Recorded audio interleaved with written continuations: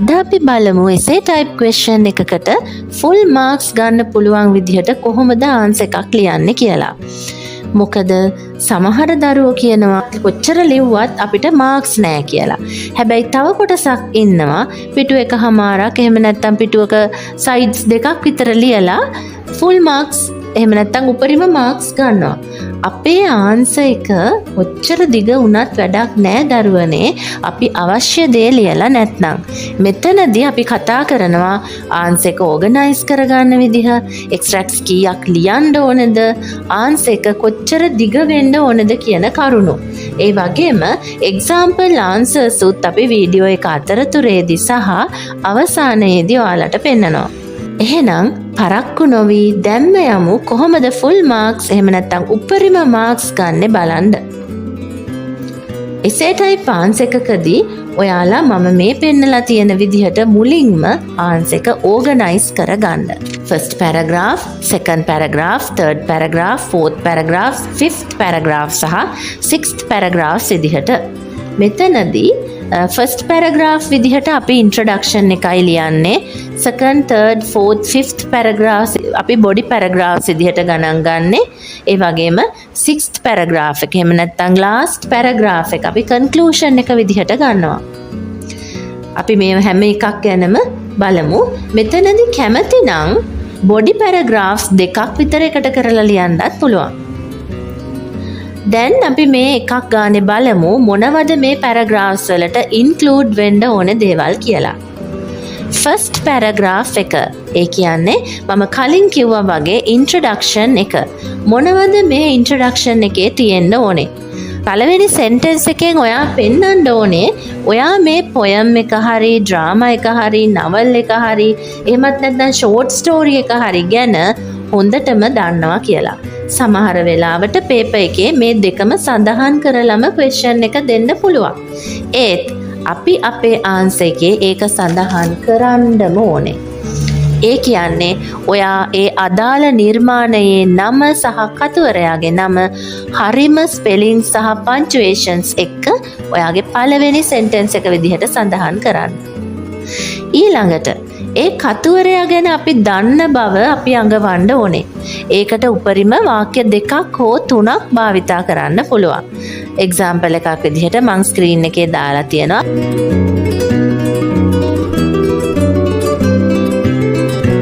වාක්‍ය දෙකක් හෝ තුනක් කියලා කිව්වේ ඇයි? මොකද අපිට ටයිම් මැනේජ් කරගන්න ඕන නිසායි එහෙම කිව්වේ. මොකද එහෙම නැත්තම් අපිට අනිත් දේවල් ලියන්න වෙලාව මදි වෙන්න පුළුවන්. ඔයාලා රයිටර් ගැන දන්න හැම දෙයක්ම නම් මෙතන ලියන්න යන්න එපා. රයිටර් ෆේමස් කෙනෙක් කියන එක, එයාගේ නැෂනැලිටි එක, මොන ඊරා එකේ රයිටර් කෙනෙක්ද කියන එක වගේ කරුණු, තවත් සමහර වෙලාවට එයා මොන තීම්ස් වලින්ද එයාගේ නිර්මාණ කරලා තියෙන්නේ කියන එක වගේ දේවල් ඔයාලට මෙතනදී ලියන්න පුළුවන්. ඊළඟට ඔයා ලියන්න ඕනේ අදාළ නිර්මාණය ගැන. ඒ කියන්නේ උදාහරණයක් විදිහට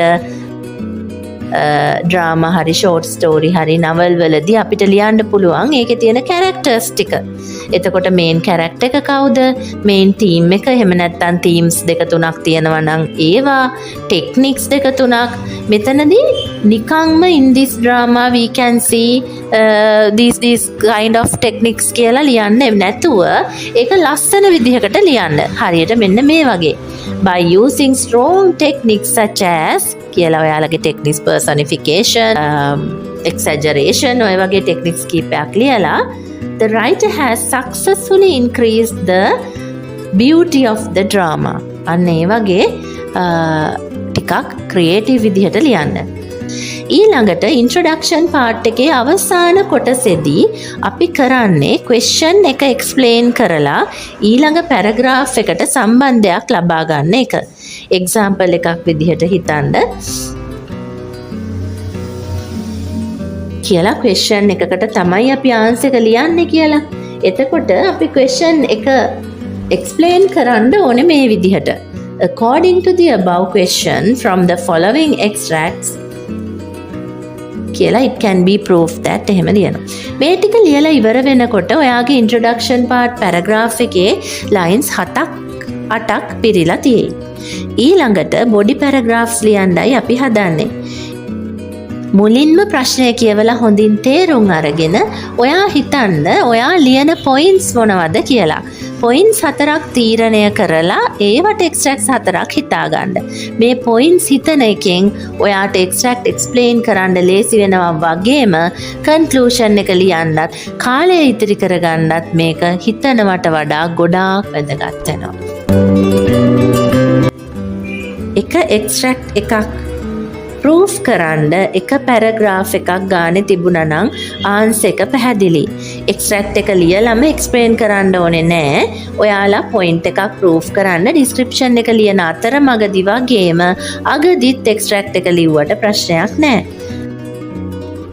කිසි වෙලාවක එක්ස්ට්‍රැක්ට් එකේ තියෙන දේම ආයේ ඔයාගේ වචනෙන් නම් ලියන්න යන්න එපා. ඒකෙන් ඔයාගේ කාලය නාස්ති වීමක් විතරයි වෙන්නේ.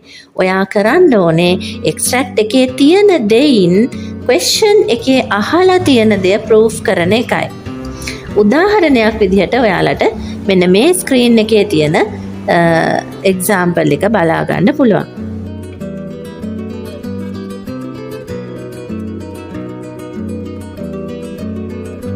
හොඳ ආන්සර් එකක් ලියනවා නම් අඩුතරමේ එක්ස්ට්‍රැක්ට්ස් 4කින්වත් ඔයා ක්වෙස්චන් එකේ අහලා තියෙන දේ ප්‍රූෆ් කරන්න ඕනේ. ඊළඟට මේ බොඩි පැරග්‍රාෆ්ස් ලියනකොට කොහේෂන් එක එහෙමත් නැත්නම් එක බොඩි පැරග්‍රාෆ් එකක් ඉවර වෙනකොට from the following extract also we can prove that. එහෙම නැත්නම් next extract also shows that. අන්න ඒ වගේ එහෙමත් නැත්නම් as well as the above extracts the following extract also proves that. අන්න ඒ වගේ sentences අපිට පාවිච්චි කරන්න පුළුවන් කොහේෂන් එකේ. එහෙම නැත්නම් පැරග්‍රාෆ්ස් අතර අන්තර් සම්බන්ධතාවය පවත්වා ගන්න. එහෙම නැත්නම් අර ගහෙන් ගෙඩියෙන්න වගේ එකපාරට පැරග්‍රාෆ්ස් පටන් ගන්නකොට කියවන කෙනාට ඒක හරි ඔඩ් ගතියක් දැනෙනවා.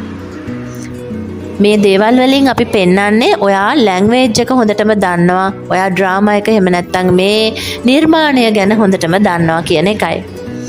එහෙමත් නැත්නම් අනිත් පැරග්‍රාෆ් එක පටන් ගන්නකොට අපිට මේ විදිහට ලියන්න පුළුවන්. We can prove that.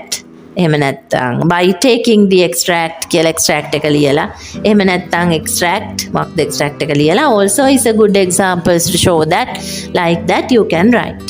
අනිත් වැදගත් දේ තමයි එක්ස්ට්‍රැක්ට්ස් ලියන්න කළු පෑනක් පාවිච්චි කරන්න.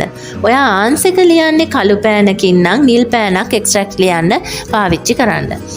හැබැයි කොළ රතු වගේ කලර්ස් පාවිච්චි කරන්න එපා. මේ පුංචි දේවලුත් ඔයාගේ ලකුණු වලට බලපානවා කියලා ඔයා දන්නේ නැතුව ඇති.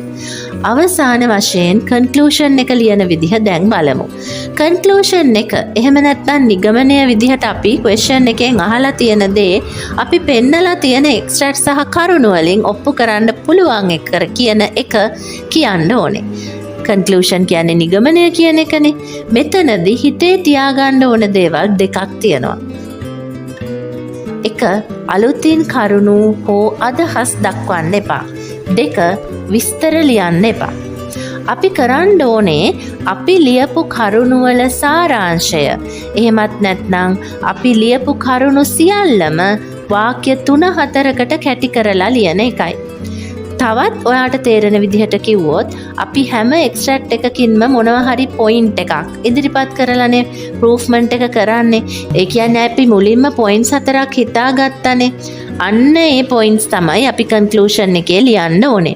අවසාන වශයෙන් කන්ක්ලූෂන් එක ඉවර කරන්න ඕනේ මෙන්න මේ විදිහට. According to all the above facts we can prove that කියලා ඒ අදාළ දේ ලියන්න. මං හිතනවා අපේ දරුවන්ට මේ ක්‍රමය ඉතාම පැහැදිලි කියලා. මේ විදිහට ලිව්වොත් සෙකන්ඩ් පාර්ට් එකට ඔයාලට වෙලාව මදි වෙන්නේ නැතුව හොඳ ආන්සර් එකක් ලියලා උපරිම මාක්ස් වලට යන්න පුළුවන් වෙනවමයි. ඔයාලට තියෙන ප්‍රශ්න කමෙන්ට් එකක් විදිහට දාන්න. ඊළඟ වීඩියෝ එකෙන් අපි බලමු අපිට මොනවටද ලකුණු කැපෙන්නේ කියලා.